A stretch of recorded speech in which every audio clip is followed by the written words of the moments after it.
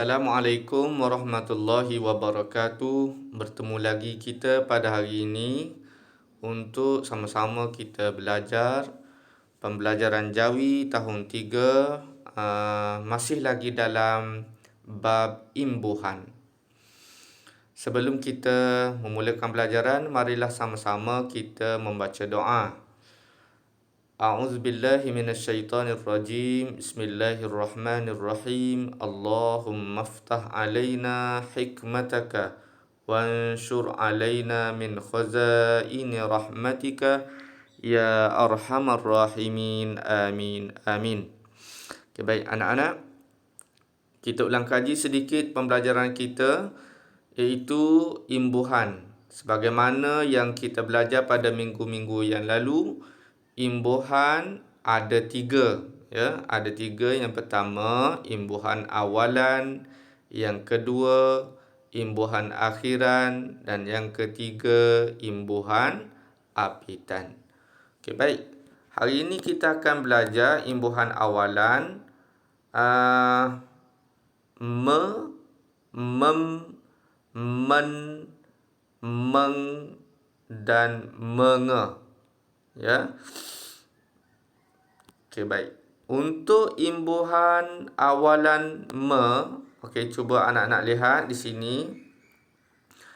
Imbuhan awalan me, dia akan bersambung dengan huruf kata dasar yang bermula dengan huruf ra, huruf lam, huruf mim, huruf nun, huruf waw. Ya. Contoh apa? Me, kalau huruf ra, merawat. Itu imbuhan me. Kemudian bermula dengan huruf lam, melukis. Lam, waw, kaf, ya, sin, melukis.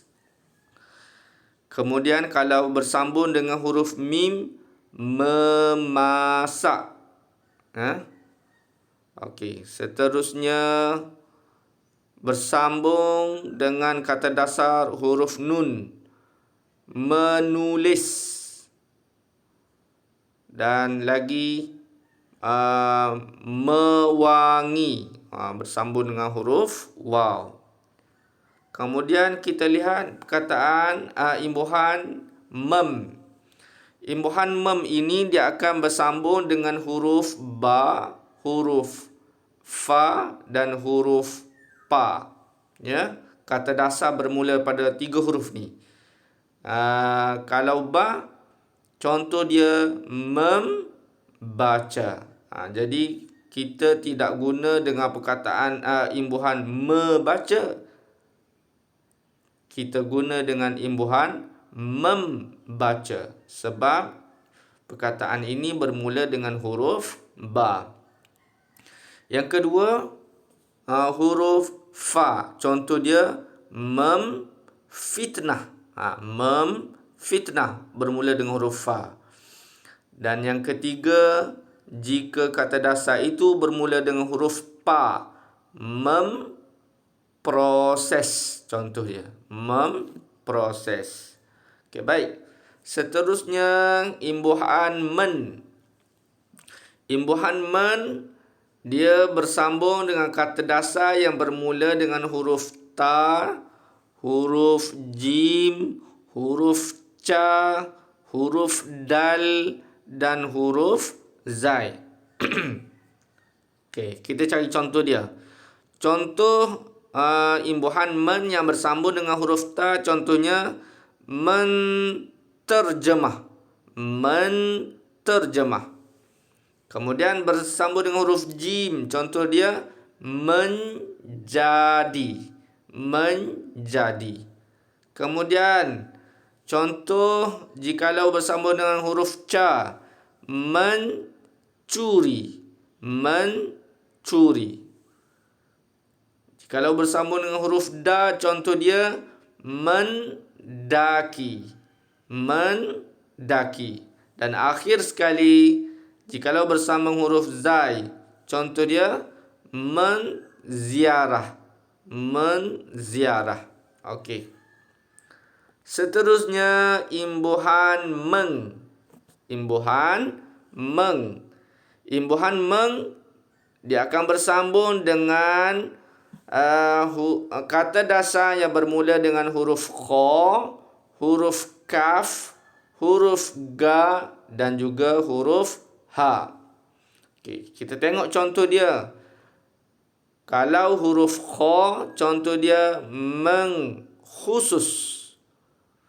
Yang kedua huruf kaf, contoh dia mengkritik. Seterusnya huruf ga, contoh dia menggoreng. Dan akhir sekali kalau huruf ha, contoh dia menghantar.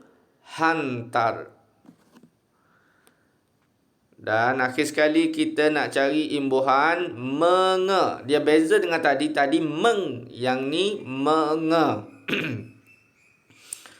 Imbuhan menge yang pertama dia akan bersambung dengan huruf ba, huruf ca, huruf lam dan huruf pa.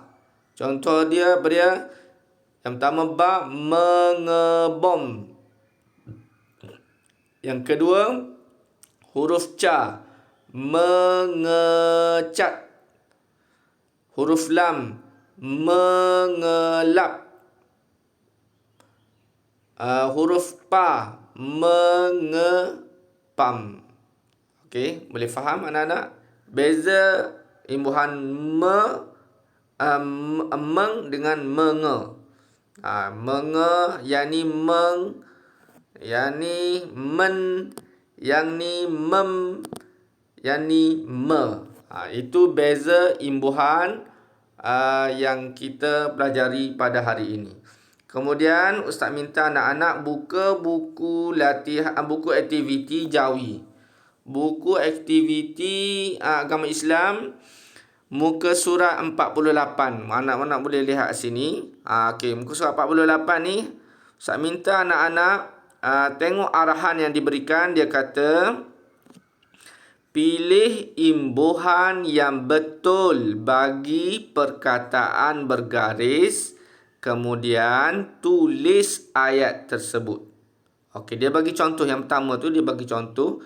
Bukan nombor satu. Atas pada nombor satu tu dia bagi contoh. Contoh dia apa dia? Kegemaran ayah. Dia buat baca surat khabar. Jadi anak-anak pilih jawapan dia. Membaca ke membaca. Jadi bulatkan imbuhan yang sesuai dengan perkataan yang dia garis, iaitu baca. Kalau anak-anak pilih jadi membaca. Kalau anak-anak pilih dia akan jadi membaca. Mana imbuhan yang betul? Kemudian setelah anak-anak sambut pilih jawapan tu, anak-anak tulis semula di bawah ayat yang penuh lengkap yang telah bersambung dengan imbuhan tersebut. Jadi Ustaz harap anak-anak boleh siapkan latihan ini. Ada 5 ayat semuanya. Pilih imbuhan. Dia telah beri imbuhan di tepi tu. Anak-anak pilih sahaja antara 2 imbuhan yang diberikan yang bersesuaian dengan kata dasar yang bergaris. Kemudian anak-anak tuliskan semula ayat penuh di dalam latihan ni, di dalam garisan yang telah disediakan.